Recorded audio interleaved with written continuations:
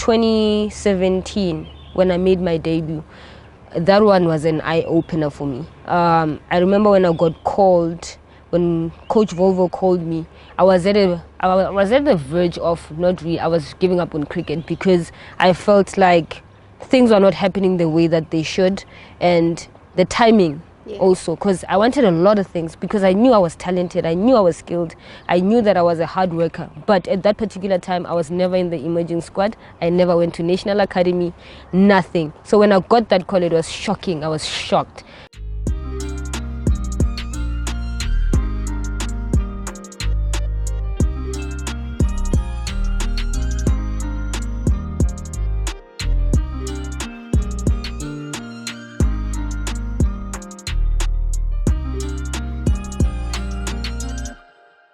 Anyway, let me officially welcome you to the PITCHSIDE podcast with me, Lesego. As you know, that this is a platform where we get to have authentic cricket stories with every player and coach that we have on this platform. So I'm looking forward to really unpacking Slice and NTOZAKHE's journey on and off the cricket field.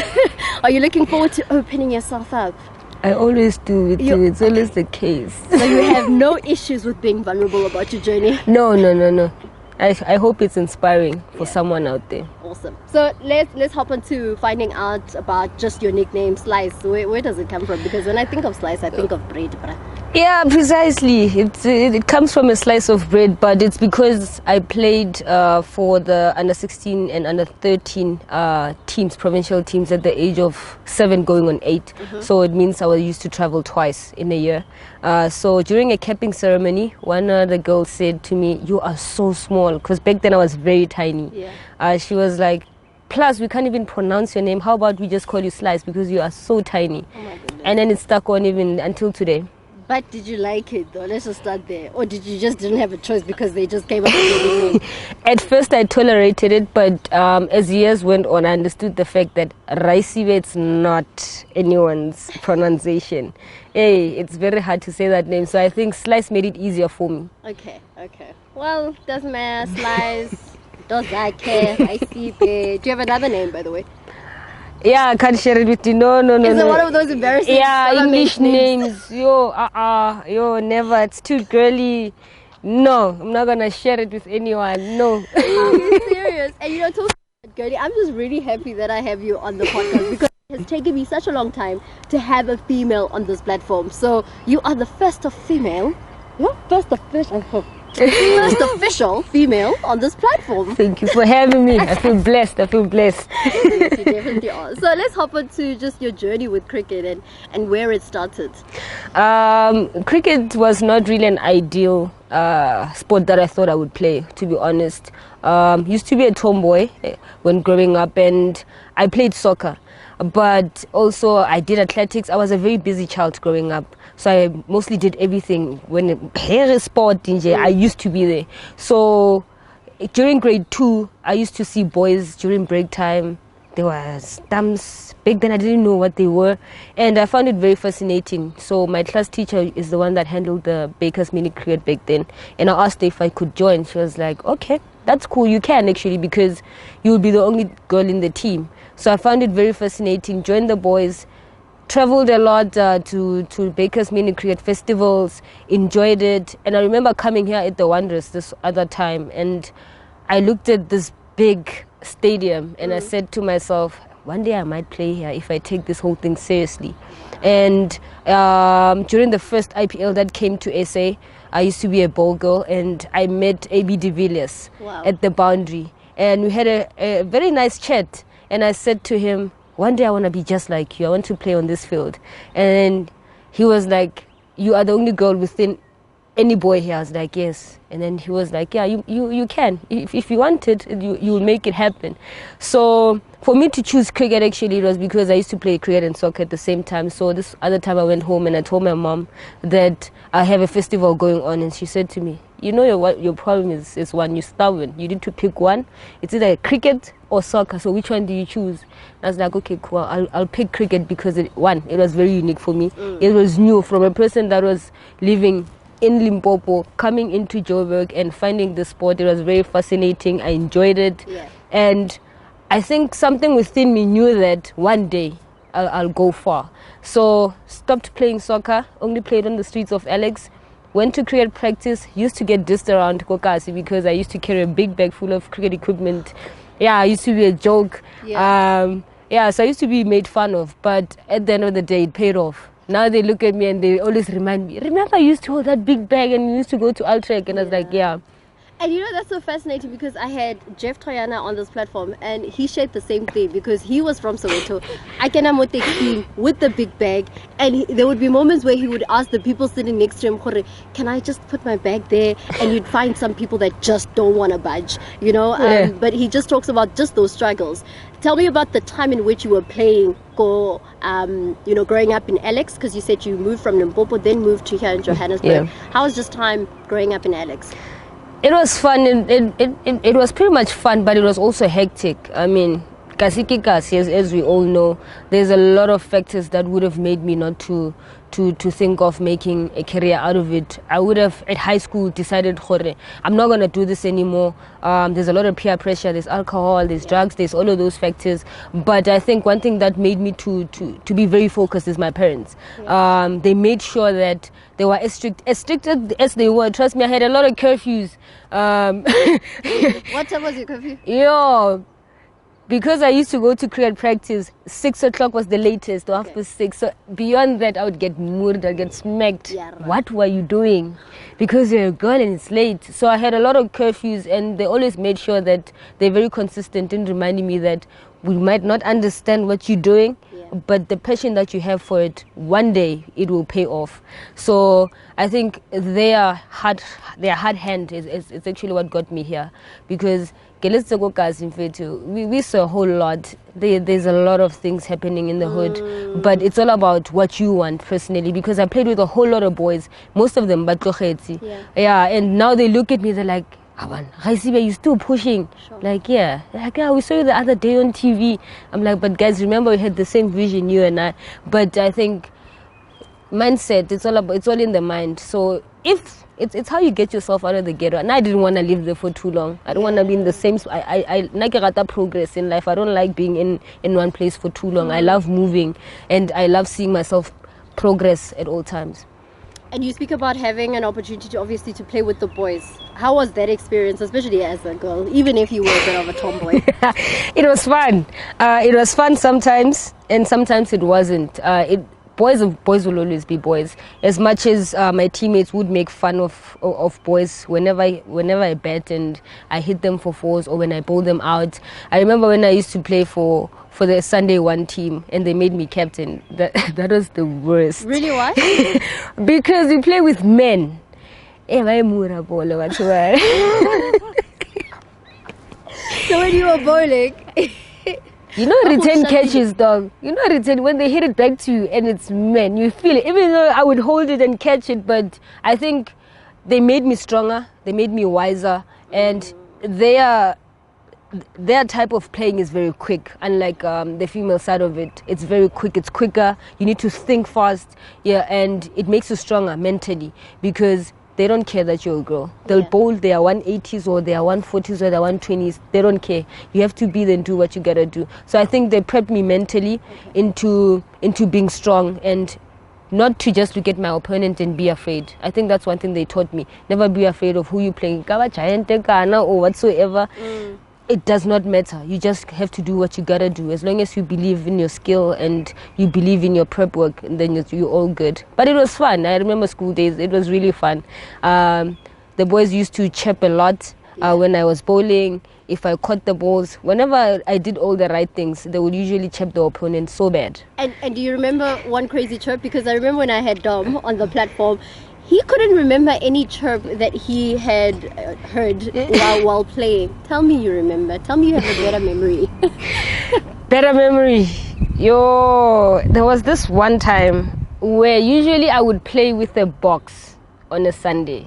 But this one time I decided, no, I'm not going to do it. Had a good day, moving the boys around. That boy decided, nah, flip. I'm a bowl one in swinger. Went in. Went straight there. Hectic. Paused the game for a whole good 10 minutes because it was a struggle. It was a real struggle. Sure. And that's when they said, one guy said to me, we thought you were strong enough, but nah, you can't handle it. And I was like, yo. Ish. And so do you remember the time in which you transitioned from playing with the boys and then playing with the girls? And what do you remember about that transition? The transition was when I was doing grade 6. I think between grade 5 and grade 6. When I went for trials for the Gauteng Cricket Board trials, under 13 trials, back then. I remember I was shocked. It was a new environment. I'm used to playing with boys. I had to adjust to a lot of things. But I think the whole transition behind it is that there were girls that were like me, that played with boys mostly. So it happened that we shared stories and it became much easier. It felt more welcoming and I managed to get comfortable. So I think that helped me a lot, where I got people that I could relate to. So the whole transition was not really that bad, but I think the playing aspect of it's where I had to seriously take it in and remember that boys and girls are not the same. As much as they might be, but at certain levels they're not. So I think it was a bit slower, and then going back to the hood, it's a bit quicker. But as time went on, now things have changed, man. We have evolved, cricket has evolved, women's cricket has also evolved. So we can now say we are getting somewhere and we are playing at the same level. So I think the whole transition, it was weird at first, but eventually I got used to it. And now that we're at the Wanderers, you've been part of the Lions structure for a really long time. Yep. Take me through just your journey and just the timelines of having to be part of Lions for so long. We started off with the Baker's Mini Cricket Program, moved to your under 13 Gauteng Lions under 13 girls team, and then went to your under 16, your under 13 and under 16 at once, and then your under 16, your under 19, then made my debut in 2010 for the senior provincial side at the age of 13. Okay. And then I've been playing for the senior provincial since 2010. Sure. Yeah, so it's been like 12 years playing with them since I was 13 years old. And before we even get to what has changed from when you started playing for the senior provincial side to where you are right now, I'm interested to find out about your role in the game. How did you get into spin bowling? How did you even decide that this is what I want to do within the game? I don't want to be a batter, or I want to specialize in spin. I think at first I used to do everything. I used to bowl, bat, field and keep all at the same time. And keep even? Yeah, I used to keep. I used to do everything. Wow. It's nice when you're young. You get to do everything until you grow up and realize you have to pick certain aspects of where you are strong. Yeah. So I used to do everything back in under 13, under 16 and under 19. So, but I used to open the batting a lot and I would bowl spin. I used to bowl medium pace during my primary school days, and then my coach said, how about you switch up to spin because you have a lot of pace bowlers. And I was like, okay, that's cool. Well, so much, it's a new thing, I'll do it. So that's when I transitioned from a pace bowler to a spin bowler. And during under 19 I used to do all three. I used to bat, field, keep and bowl. And then once I reached senior provincial, that's where things changed. Yes, I used to open the batting and I used to bowl as well, but I stopped keeping because it's senior provincial. They will always have a keeper. So yeah, but going to cricket weeks, I used to do all the aspects of the game, and yeah, and then I just started bowling frequently. And take us through the under 19 period. I mean, you were part of that structure for like 4 consecutive years. Yeah. What do you remember about just being there for the first year and then continuing to be part of that setup? First year was very interesting. I didn't even know that they would pick an SA under 19 squad. I used to play for fun. I used to love being around the field, chirping, batting, doing all of those things, making friends on the field. So for me, it was all about fun. And obviously, I had a lot of passion for it. Losing was not something that was very ideal for me. I was very competitive, and I still am. And I think that's what drove me. I never really took it that serious when I used to play under 19, until when on the last day of the tournament, how now they're announcing the SA under-19 squad, and my name was called. Went to stage. Okay, what's happening? Okay, and my manager said to me, "RAISIBE, slice man. Can't we won't and I'm like, ma. That's actually Mama Nomsa. He used to be my manager since I was a baby, and I was like, Mam nanga zinzagala slice yenzi SA. Okay, ma. So when after? No, when I was hamba late in Zondala kusasa. Okay, cool. And that was it. I was not really excited because I'm like, okay, we're gonna play again. It is what it is. Until she taught me that these tournaments are not just tournaments. You get discovered and you might play for the national team one day. And that's when I started taking it more seriously.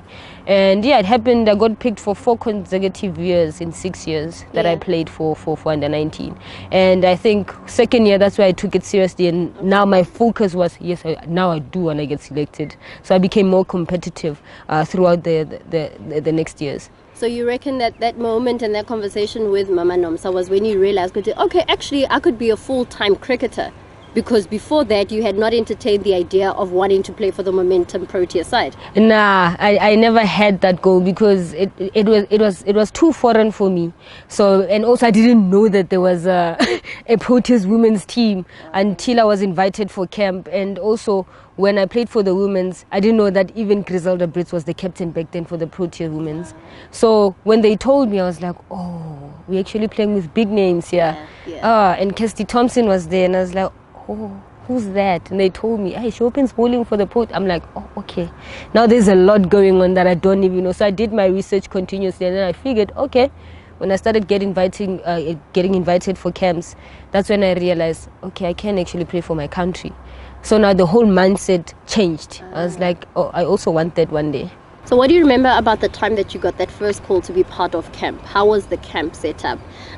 Were you excited to meet the ladies and the coaching staff that's part of it? And was there a bit of pressure to now be on top of things? I think the first call up that I got, I was doing grade 8 or grade 9. It was something very new to me. I remember I went to camp with Savannah Cordes. She's now a doctor. And it was very strange for me, but I think meeting them was something that really opened my eyes because now I saw a whole lot of talent. I saw their work ethic.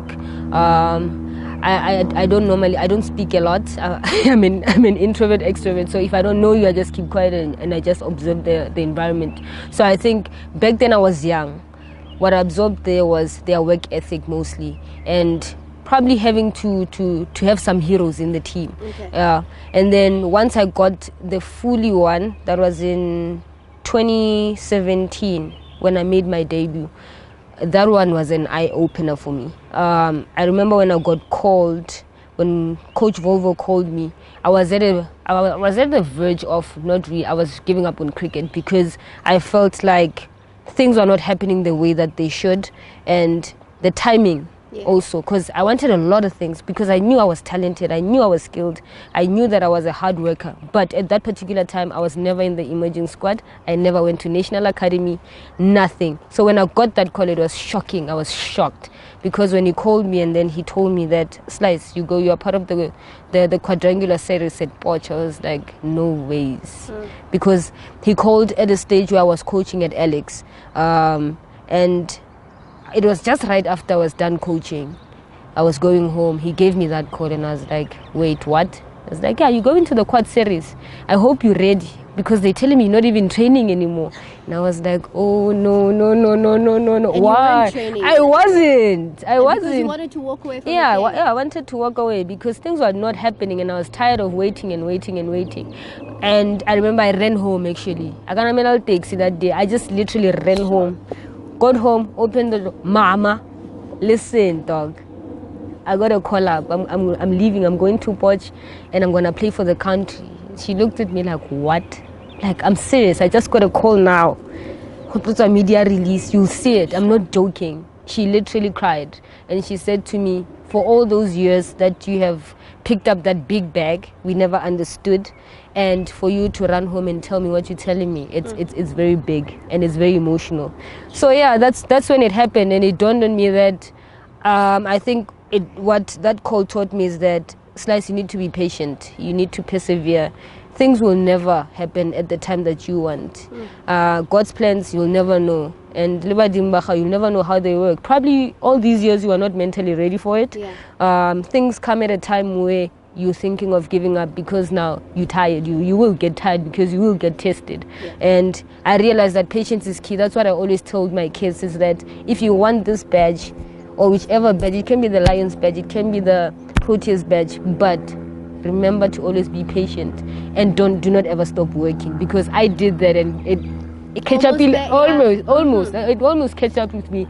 So I think patience, it taught me patience. You need to be patient with yourself. You need to be patient with the universe as well, because you'll never know. So because you speak about you stopped playing for a while, where was your mental readiness, right, ahead of that triangular series in Potch? So I had a month, I had 3 weeks to prepare.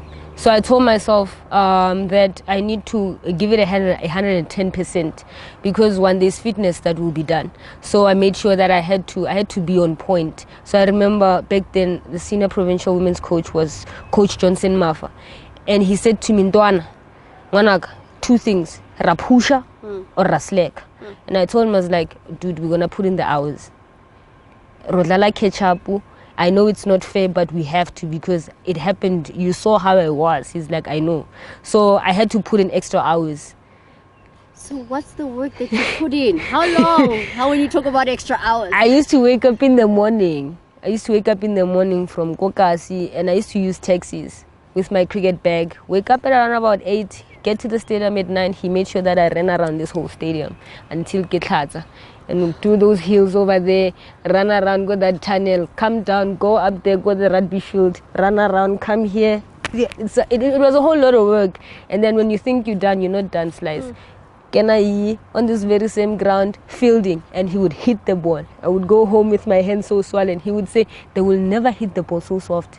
Sure. It's international cricket. Let that sink in inside your head.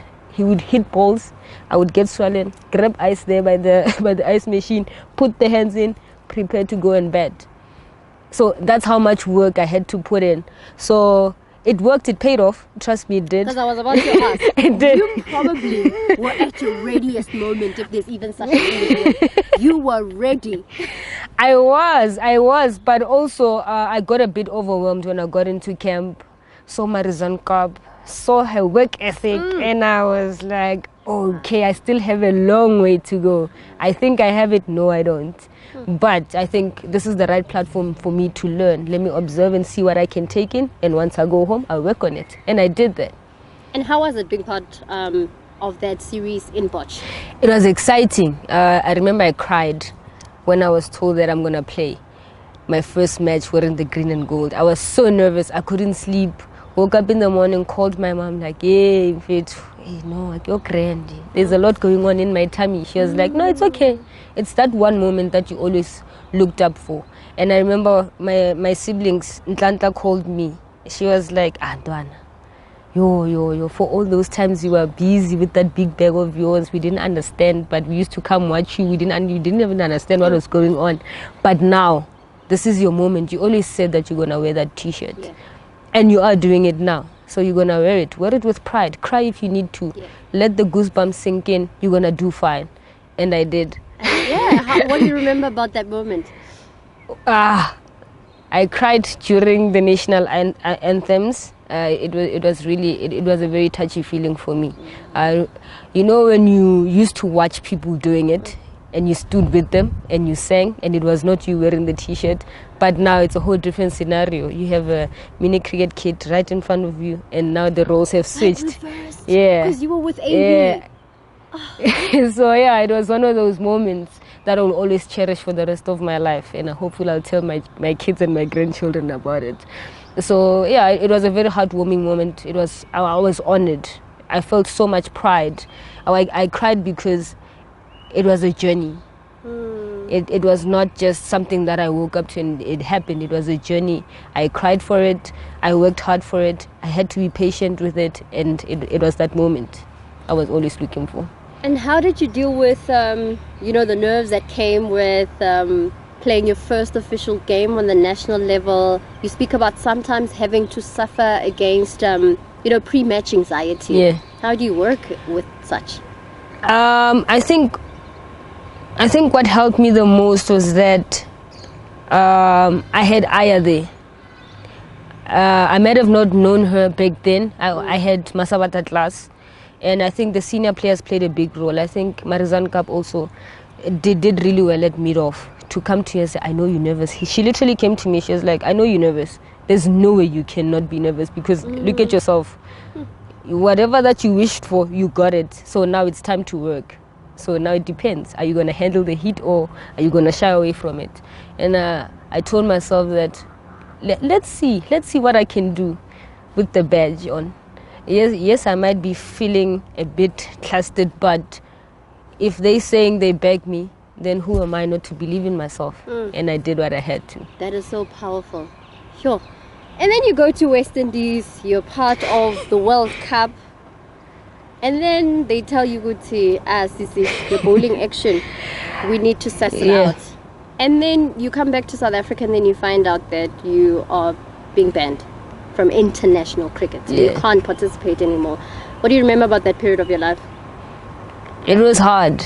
It was sad. It was heartbreaking for me. I had a lot of depression, stress, anxiety, whatever mental health issue that you could think of, because I thought after so long, I get my big break, and then what happens now? I was a mess. I won't lie. I was out of it for a month or two, but I had to go home because I didn't even want to go home because I used to live alone. And this one time I decided, let me just go home and see how are the people doing. Got home, the first thing my parents just looked at me and they're like, are you on drugs? Sure. Because is that how much depression had knocked you out? Yeah, I was thin. I was thin because of stress. And I used to call my older sister, she's a nurse. I have headaches, man. Where they're hitting at the back of my neck and the one side. She's like, yeah, we're not stressing. I'm like, nothing, I'm fine. And she just rocked up at my place. She was like, yeah, see, now I know what's wrong with you. Those headaches, dude, you have lost weight. Are you even eating? I'm like, nah, I'm not. I don't have appetite for anything. Then I went home. My parents, the first thing when they say, are you on drugs? I'm like, no, I can't be on drugs. I play cricket. There's no way. Then there's like, what's wrong? I'm like, guy, this and this is happening and it's taking a huge toll on me. Then my mom she cried a bit, and then she was like, you know what? Sometimes in life, such things happen to prepare you for bigger things. You don't know. We don't know how long it's going to take. Don't blame yourself. Just focus on becoming a better player. Whatever that you need to fix it. It's all about how you're going to pick yourself up at this present moment. Remember, time is moving. It's not going to wait for you while you're busy crying. So you need to get up and... That's what your mom said? Yeah. How liberating was that to hear that? It made me realize to realize that I actually wasted time on tears, and instead of seeing the bigger picture. And I think that's why we sometimes need parents to actually uplift us and to see the real value of life. So she did that. She was like, Wanaka, if you're gonna sit down and cry, it's okay, we understand you're in pain, but it's not gonna pay up in the end. Otherwise you're gonna end your whole creating career, and you're still young, you're forgetting that factor also. So the pamise, and we never really taught you at the pamise. So we were one people that always taught you guys that if you want something, you go for it. So now it's that time. And so how long did you suffer alone before you told your parents? Because you said you were living alone, and then there was a point where you're like, actually, let me go home and see my parents. 2 months. A whole 2 months? Yeah. A whole 2 months. And then you go to your parents, and then your mom shares this liberating, wise words. Yeah. Did that immediately get you out of the rut? Or did it take some time until you got to a phase where you understood that this comes with the journey and I need to just shake things off, do the work, and get back into the flow of things? I think it was on the very same day, because I got back to my place and I sat down, held my diary, and I reflected to 2017 when I first traveled internationally got the 27 Women's World Cup. So I took that diary and then I reflected to everything that I wrote. And I looked at it and I was like, so these are the goals that I wanted. So just because this thing happened, how bad do I still want it? Was that one phase enough? Or do I still want to move forward and see the world and play in other leagues as well, grow as a cricketer? And what do you want to live? Like, at the end of the day, when I'm done playing, do I just want to be that one person? Oh, RAISIBE NTOZAKHE, and that's that. Or do I want to leave a legacy and be remembered as a legend? Or what else can I leave behind for the other kids that are gonna come after me? So I think those are the key questions that I asked myself. And I remember I was like, nah, fit. We have a lot to do. You wanna write a book again? I'm like, yep. You wanna be the best #1 spin ball in the world? I was like, yeah. So how are you gonna do it while you're busy crying? That was then. And you began to do the work. Yeah, started working again. And take us through the process of literally getting back into the flow of things. It wasn't easy, but I think the whole mindset of taking it one step at a time is something that helped me. Yes, there was an injury in between where I had a back injury that also slowed things down, and that's when I saw Korea a journey. When something is truly a journey, you will go through ups and downs, to be honest. So when I got the back injury, it was a true manifestation of what my mom said. You're still gonna go through hardships. You're still gonna face a whole lot of criticism. You're still gonna remember when they wrote you in the newspaper or you got banned. Dog, things will always follow you. But it's how you're going to look at it and how you turn away from it and focus on your end goal. So you begin to work with Vincent Bond, Thandisha Balala, who else? Abram Ramadi, Hilton Mureng. Okay. Yeah, those are the people. And how long was that process and what did it entail? That process, it was mainly to rehabilitate and remodel the whole bowling action. So muscle memory, it's something that had to be the main focus because it changes. It's changing how I walk, how I jump, how I release the ball, all of those things. So it took a while. It took long. It was a long process. What's a while? How long? Probably like 2 years. Sure. Yeah. 2 to 3 years, because there was also the back injury for a year, so I had to stop remodeling it and just chill and relax so that until it heals, and then back at it. So it took about 2 to 4 years to get back. Yeah, it was 4 years. So what are you doing in that period where you've got the back injury, you can't even start rehabilitation process? What are you doing in between that? Taking little walks and cycling. And just taking baby steps and not to make it worse. So it was pills. And a lot of, I think I had to be more positive with myself and be patient with myself. It required a lot of that for me because you're thinking I had it and then, oh, no, not really, you don't. So I had to be really, really patient with myself. Yes, it was frustrating, I won't lie, but I had to be strong mentally. I think that helped. That helped me a lot. And also, I think speaking to my mom, it's something that really helped me because she was really stressed. She was like, you're very young to have such things, or you're having back problems. But I think I told her, nah, you did say such things might happen. It's cricket, anything can happen. I can rock up one day, you understand? So I had to be mentally strong and be mentally fit to say, I will do this, understand? And it's a known fact that people never really thought I'd bounce back because it was so long. It was long. It was very long. Then I never, at some point I was like, Did you want to give up, Mara, at some point I was like, no, man, this is taking forever. But I always reminded myself where I want to be. And I always knew, and I always said to myself, you're going to come back, you're going to wear the green and gold again. And you did. Yeah. You did. Before you came back. So you get tested again, right? Yeah. To see if whether the work that you've put in with all the coaches that were surrounding you during that tough period, that you were able to align to the recommendation and the specs that you needed to adhere from the ICC. You tested. How were you feeling on the day that you were testing? I was weird actually on the day. Usually when I get tested, I used to have nerves. Okay. On the day I had nothing. And I worked for 4 days with TT and Coach Vince and Coach Dumile. He was there for moral support and I appreciate him for that. We worked and TT said to me, TT's Tandi Chavalal, he said, if you don't pass now, I don't know because there's nothing wrong now. They took videos, we did everything, and it was just a matter of, if now you don't pass, guys, slice, now I don't know anymore. Then he was like, I'm not even going to call you the next day before you bowl because I'm going to stress you out. You know what to do. Okay. And I said to him, yeah, don't come. I don't want anyone around. I'm going to do this on my own. I just want to face it head on. And I drove to Pretoria alone. I had zero nerves, like my music gospel. I was busy singing in the car, so loud, and got there 1 hour earlier. Walked in, the lady was setting up, got there and I breathed and I looked at her. I was like, this is the last time you see me. Nice. This is the last time you see me. She's like, no, but I hope to see you for good things. I'm like, this is the last time you see me. I don't want to ever see you again in my life. I went back to the car and I chilled.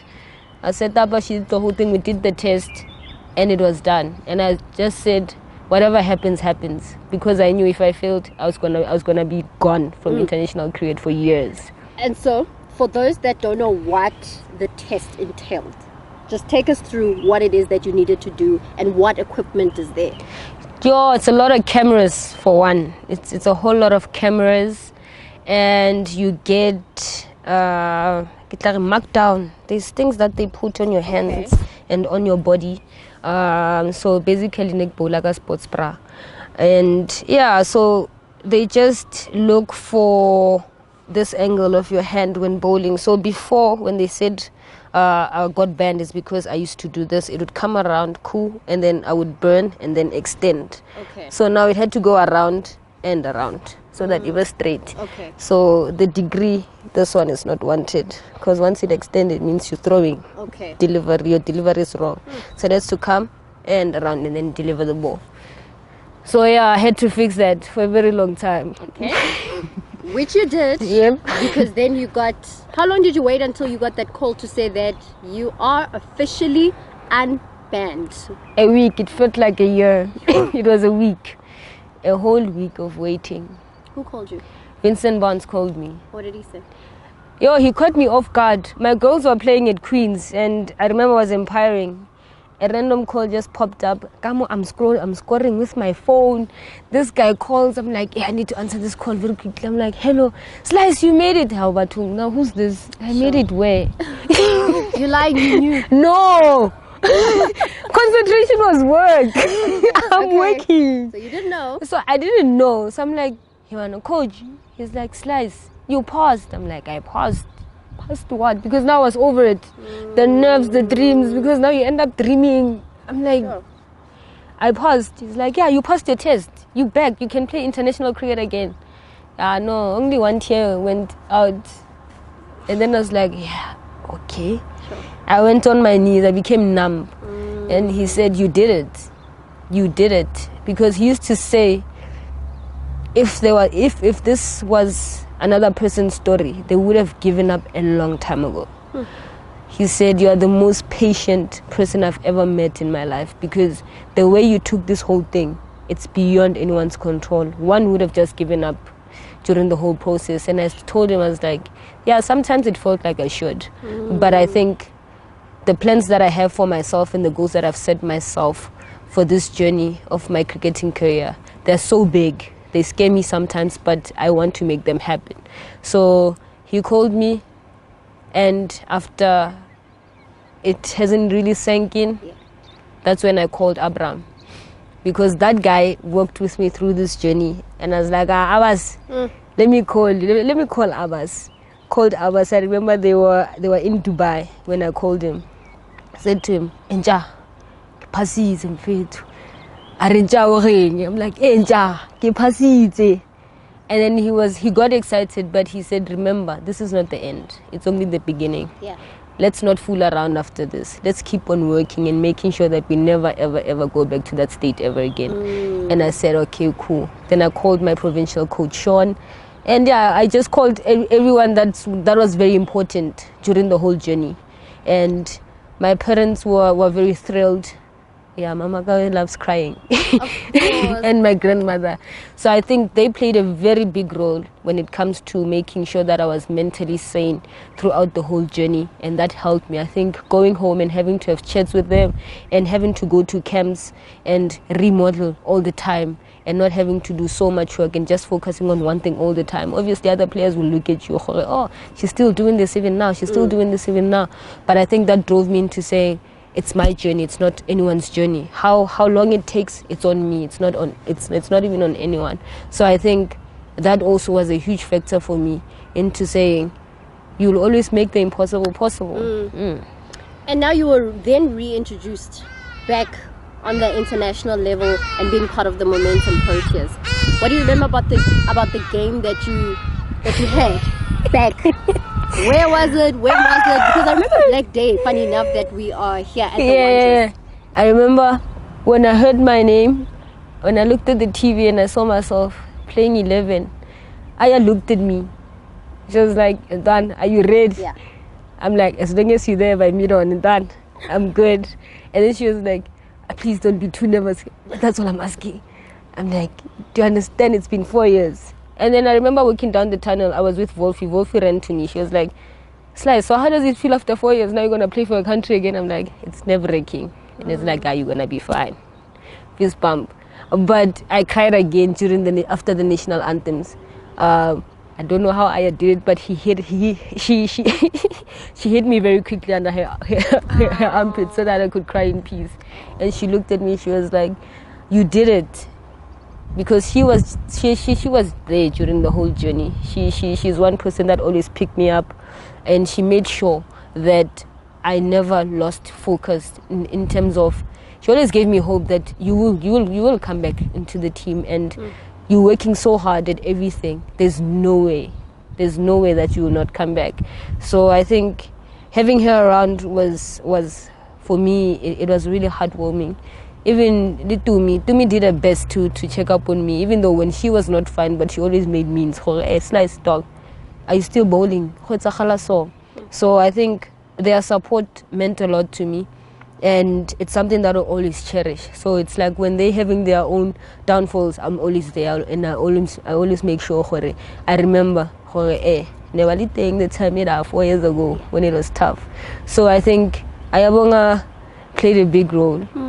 No, but Slice, you need to tell me about that moment. I know you said that you cried and Aya was there. She just kind of like shielded you and hid you for a second there. But you cried when you made your debut, right? Yeah. You cried again now. Yeah. When you were coming back again, making your second debut. But everything that you have gone through had culminated into that moment. Your patience, your resilience, your drive. I can't imagine, bruh, because you went through so much. Yeah, I went through a lot.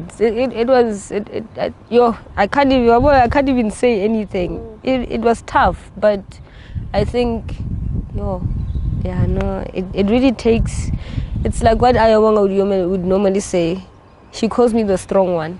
Yeah, she always says you are one strong human. You are so tiny, but your mind and how you handle situations, you are so strong. I'm not even that strong. If it was me, I was not gonna be able to hold on for so long, because I don't think my mental capacity was gonna allow me to.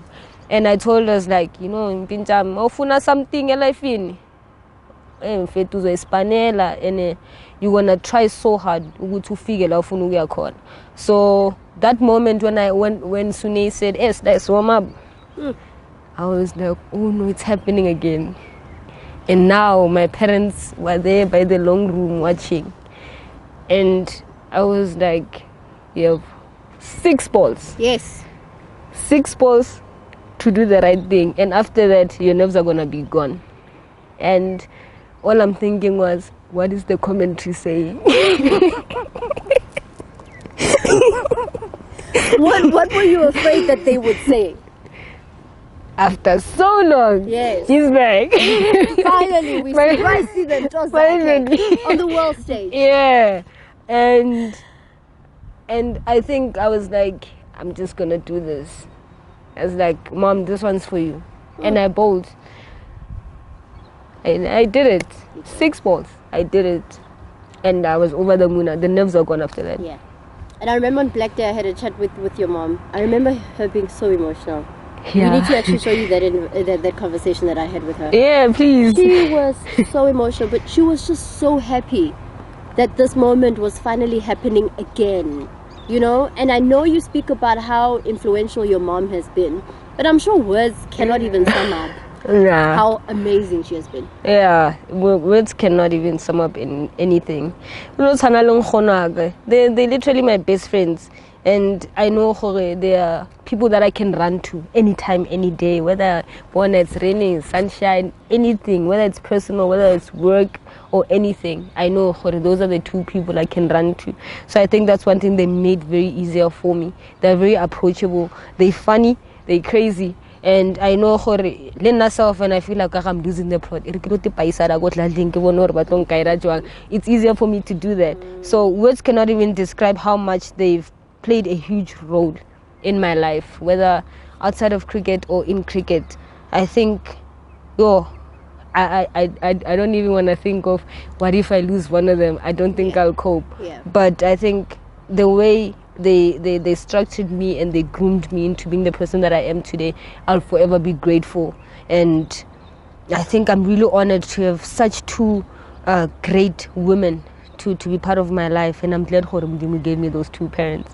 So yeah, I can't really, I can't have much to say, but they know and I appreciate them, and I appreciate the fact that they'll always be there to guide me. Yeah, and here, the Wanderers. When you look at the Wanderers Stadium, also known as the Bull Ring, of course you've had some matches here. Yeah.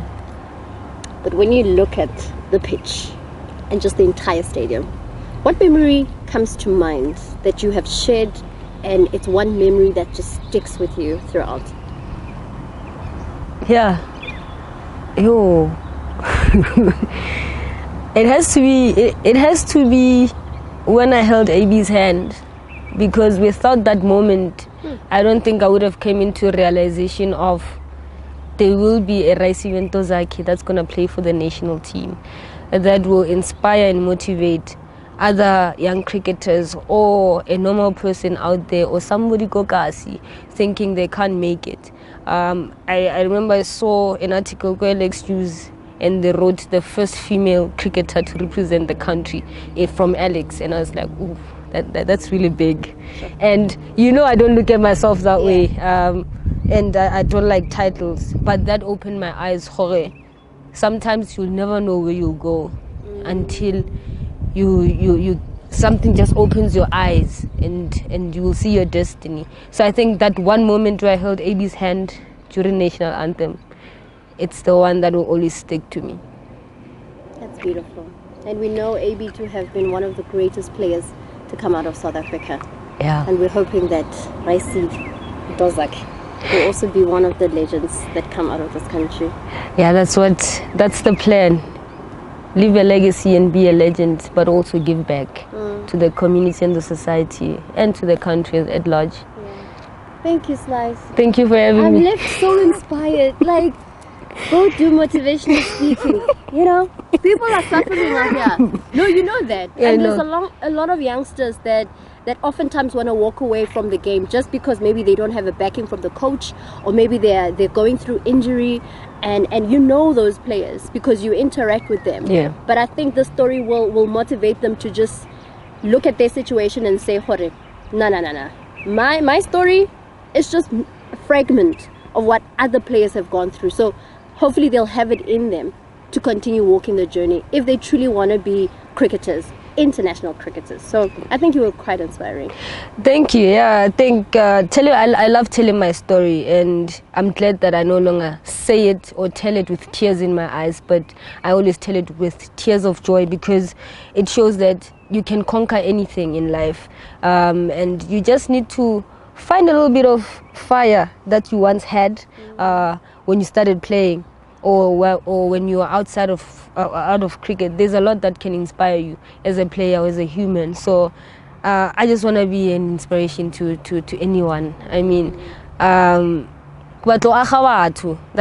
why I love interacting with kids, especially at the mini cricket festivals. I love kids because there are people that will tell you the truth. I love you. Why do you love me? I saw you the other time on TV. They will tell you, hey, boy, you think you're not big. We'll tell you how big you are. So I love interacting with people. I love sharing my experiences, and I love giving knowledge of cricket as much as I can. So yeah, I might go back into coaching next year. We'll see. I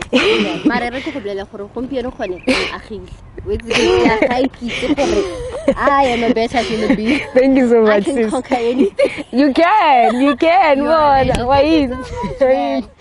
But before we wrap up, any questions? Yeah. Yes, V. When can we expect the book? The book. That's a good question. Because I've got a book club and I'll definitely review the book on my book club. Let's give it 2 years. Okay. Let's give it 2 years. Are you sure 2 years is enough period? Because I still have a long way to you still want to be doing a lot of things in the space. That's the thing. I think that's one thing that's holding me back, because I still have a long way to go. I still want to play in your international leagues. So, but a autobiography intro, just for people to get an insight of who RAISIBE is. Okay. That can work. And then once I retire, then we can write the full version of it, where people can experience me as a cricketer and also as a non-cricketer. Plus, Fatlogula Foundation, man. Okay. That is a lot that I want to do. Yeah. There's a lot that I want to do, and also I want to give back. How? I would say, whether it's in cricket or it's outside of cricket, as long as I'm grooming young girls into becoming better people in life, because there's a lot of factors that's happening around our country or in the world in large. So I just want to build people. Yeah, I love that. And you have to, I know you're going to talk about the struggles that you've gone through, just suffering, injury, being banned. But I think something else that you need to talk about and inspire young people in is work ethic. Because from what I'm getting, your work ethic, bruh, is literally top notch. And from what I've seen, the interactions that I've had with certain players, I think they need to go back to knowing that they need to put in the work. Yeah, I think work ethic is something that's really big for me. And I think 2017, when I saw Marizanne Kapp and how she works, that's what motivated me. I remember I was with Sipoga Sokanyile and I said, hey, sis, I was span. Then ask her the right questions. I was like, there's no need to ask anything. You can see how she does. And what are some of the things that you pick up from Marizanne that you were like, this lady, serious work ethic? The way she trains and how she is mentally, she's always calm. She doesn't really talk a lot when she's about to work. She's focused. She has a little ritual. She's very neat.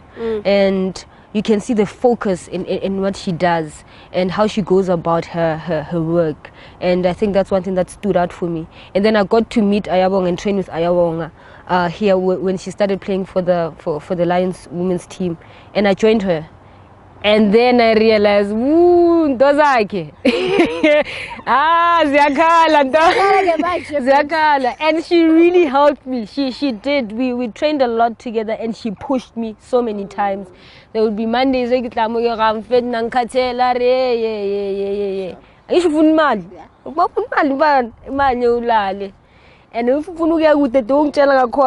you want to be in the international scene. And I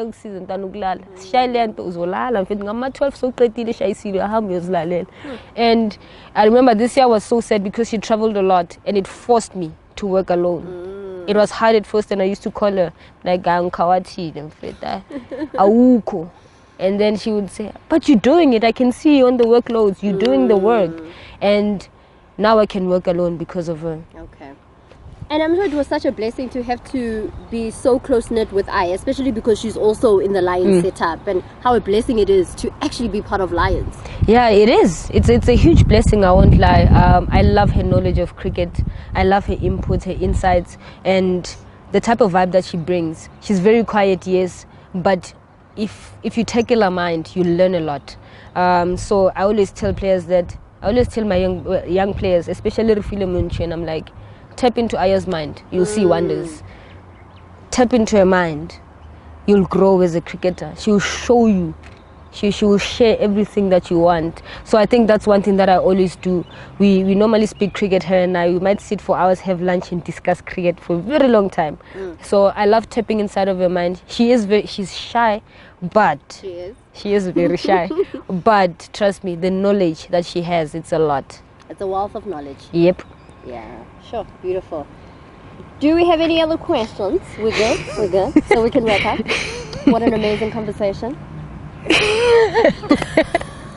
want to say bye to everybody? Yeah. I love doing that to my guests. Why? Just say thank you for joining us on the PITCHSIDE podcast, and we'll see you in the next episode. Sis Lesego, thank you for having me on the PITCHSIDE podcast.